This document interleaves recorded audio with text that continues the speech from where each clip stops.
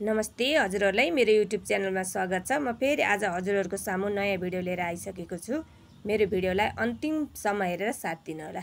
ल हेर्नु, मैले चाहिँ यो खुर्सानीको बोट यत्रो भइसकेपछि यो खुर्सानीको बोटको यी पुराना पातहरू भए अनि तलबाट आएका यी साना नचाहिने हाँगाहरू सबैलाई मैले यसरी कटिङ गरिदिँदैछु कि। यो तलका साना हाँगाहरू त्यति धेरै फल्न पनि फल्दैनन् अनि यो नचाहिने हाँगाहरू सबै काटेर फालिदिँदाखेरि खुर्सानीको बोट अझ राम्रो हुने र अनि धेरै फल्ने हुन्छ कि। त्यही भएर मैले चाहिँ यसरी कटिङ गरिदिँदैछु। यस्तो गरिदिइसकेपछि खुर्सानी राम्रो फल्छ कि। ल हेर्नु त, यस्तो गरेर काटछाँट गरिदिने हो भने कस्तो राम्रो फल्छ कि। अब फेरि यहाँनिर भान्टाको बोट पनि मैले त्यसै गर्दैछु। यो तलका यी हाँगाहरू भए अनि गएर फेरि यी पुराना पातहरू सबैलाई यसरी कटिङ गरिदिँदैछु। यो अनावश्यक धेरै हाँगाहरू राख्यो अनि यो पुराना पातहरू भयो भने पनि बोट त्यति राम्रो पनि हुँदैन अनि त्यति धेरै फल पनि लाग्दैन कि। यो तलका हाँगाहरूले अब धेरै मोल खाने, झन् हेर्नु फल्न पनि नदिने त्यस्तो हुँदो रहेछ। अनि मैले चाहिँ अहिले चाहिँ यसरी कटिङ गरिदिन्छु। पहिला चाहिँ यसरी गर्ने थिइनँ। अहिले चाहिँ यसो अरूको भिडियो हेर्दा पनि अनि जानेर अहिले चाहिँ यसरी गर्न लागेको। यसरी सर्लक्क पारिदिने हो, बोटलाई काटछाँट गरिदिने हो मिलाएर भने एकदम राम्रो फल्दो रहेछ कि। अब कौसीमा थोरै लगाइन्छ, अब धेरै पनि फलाउनु पऱ्यो नि त। ल हेर्नु, यसरी सर्लक्क पारिदिएँ कि अब चाहिँ कस्तो राम्रो फल्छ कि। यत्तिको गरिदिन सक्ने हो भने। अब त्यहाँनिर काँक्रो छ, ल हेर्नु, यो काँक्रो पनि एक बोट लगाएको छु। कस्तो राम्रो फलेको छ, आँखले पछि हेर्नु न कस्तो आँखले पछि फलेको छ भने। यतिखेर अब पानी सानी पऱ्यो भने त यो काँक्रो यस्तो राम्रो फल्छ कि। कौसीमा अर्ग्यानिक टिपेर खान पाइन्छ नि त, थोरै भयो नि आफ्नै कौसीमा रोपेको। त्यही भएर टक्क पारेर टिपेर खाँदा कम त आनन्द आउँछ भनेको। अब ल हेर्नु कस्तो राम्रो फलिरहेछ फल्न पनि। त्यसै गरी यहाँनिर चाहिँ एउटा ग्रो ब्याग खाली भएको थियो, काउली थियो, यो काउली निकालेँ अनि यो काउलीका पातहरू पनि यसैमा राखेँ। अब फेरि यहाँनिर माटो पनि राख्दैछु।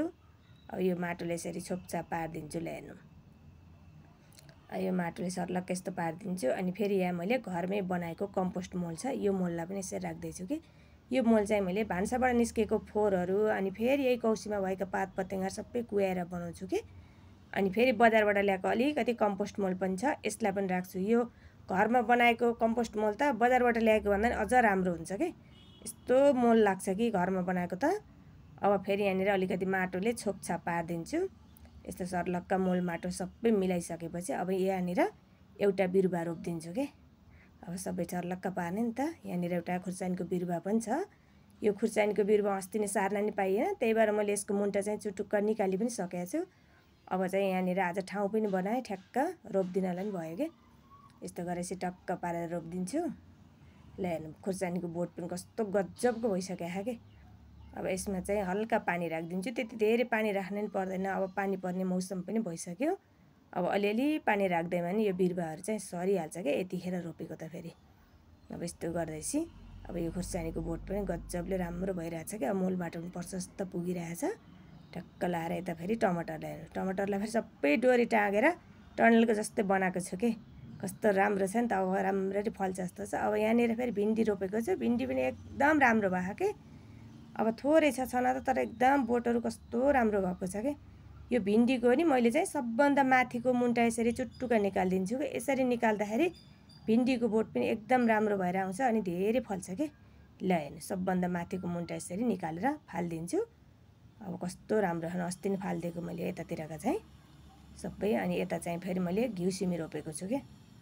अब यो घिउ सिमी पनि कस्तो राम्रो भयो। अस्ति भर्खर लसुन निकालेर रोपिदिएको कि, धेरै पनि भएको छैन। थाक्रा साक्रा लगाइदिइसकेँ, सर्लक्क कस्तो राम्रो भएर आइसक्यो कि मेरा सिमीहरू पनि। अब फेरि यता बोडी लगाएको छु, यो चाहिँ तने बोडी चाहिँ कस्तो राम्रो फल्छ नि त। अब धेरै ठाउँ पनि चाहिँदैन, थोरै ठाउँमा नि फल्ने अनि थोरै टिप्दा नि कस्तो छाक पुग्ने कस्तो फल्छ कि। तने बोडी त यति नै फल्छ, यसलाई पनि थाक्राहरू लगाइदिइसकेँ। अब चाहिँ एकदम राम्रो फल्छ कि। अब फेरि यहाँनिर चाहिँ गोरु ब्यागमा लगाएको छु, फेरि यो चाहिँ बोडी हो, यसलाई चाहिँ थाक्रा चाहिँदैन, यो सानो ब्यागमै फलिहाल्ने खालको बोडी हो कि। यस्तो गरेर सर्लक्क मिलाएर अब सिजनअनुसारको थोरै धेरै तरकारी लगाउन सक्यो भने अब कौसीमा तरकारी लगाएर पनि आत्मनिर्भर बन्न पनि सकिने रहेछ कि। मैले प्रायः जस्तो तरकारीहरू किन्दिनँ कि। अब यहाँनिर एउटा खुर्सानीको बोट छ, यसको पनि नचाहिने पातहरू अनि तलका हाँगाहरू काटिदिन्छु। यस्तो गरिदियो भने अब फल पनि धेरै फल्छ। अब हाम्रो घरमा त्यति धेरै ठुलो परिवार त छैन, तर पनि अब मैले फाटाफुटा तरकारी यहीँबाट पुग्छ कि। यो खुर्सानीको बोटहरूको पनि मैले अस्ति नै काटछाँट पनि गरिदिइसकेको थिएँ। अहिले त अब फुल खेलेर फल्न पनि लागिसकेँ कि। अब कुनै पहिला लगाएको थिएँ तिनीहरू चाहिँ फुल खेलेर फल्न लागिसके, कुनैहरू भर्खर लगाउँदैछु। यस्तै छ। अब घरमा एउटा न एउटा बिरुवा टुट्दैन, त्यही भएर पनि खासै खाली राख्नु पर्दैन कि लगाइहाल्छु।